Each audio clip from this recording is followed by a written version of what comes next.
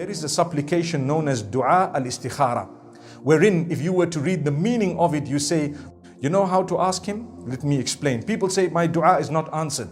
Number one, praise Allah. Number two, seek the forgiveness of Allah. Number three, send blessings and salutations upon Muhammad, peace be upon him, his family, his household, his companions. Number four, ask what you want in the most beautiful ways, and ask in any language you want. Keep repeating it and express how desperately you want it. If you really shed a tear or two, it would help, because subhanallah, Allah is very, very merciful. You know, when you shed a tear, subhanallah, it actually is another level of supplication. Then as you're ending your prayer, make sure you end it again with the blessings and salutations upon Muhammad sallallahu alaihi wasallam, and perhaps some praise of Allah subhanahu wa ta'ala. That's how you ask Allah.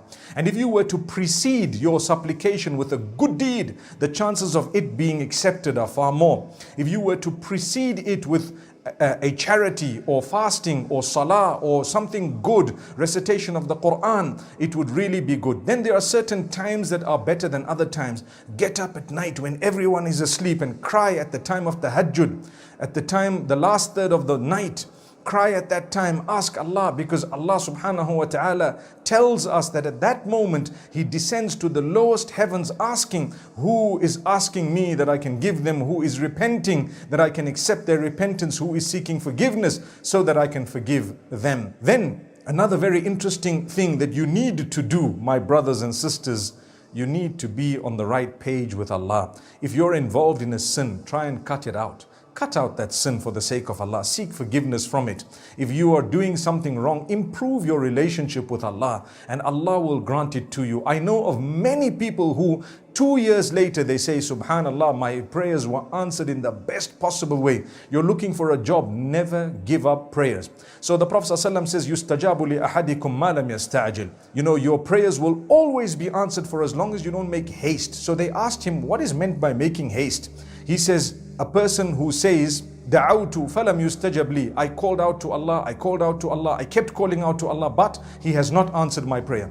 That means you gave up, so Allah does not give up until you give up. If you've given up, it's over. But if you haven't given up, remember, Allah will never ever give up. I end off by telling you, there is a supplication known as Dua al-Istikhara, wherein if you were to read the meaning of it, you say, oh Allah, if what I'm asking, is good for me, my religion, my present, my future, my hereafter, then let it happen for me, make it easy for me, and grant me blessings in it.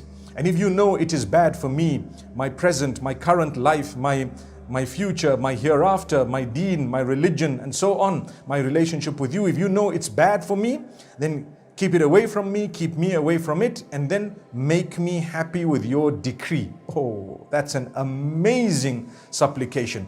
I pray that we can learn from it. So, don't give up, never lose hope. Understand the Almighty loves you much more than you love yourself, and He knows for a fact what's better for you. If you have a good relation with Allah, He'll always give you what's best. Be happy with what you have. Sometimes what you want is the worst thing you could have. Allah saves you from it through His mercy. Don't complain and don't blame Him and don't be upset with Him. Never. Oh Allah, grant us the ability to be pleased with your decree. May Allah grant us our wishes. May Allah grant us the best of this world and the next. May Allah safeguard us from that which we are asking for, which we don't know is actually detrimental for us out of His mercy. May He keep it away from us, and then may He make us happy with it.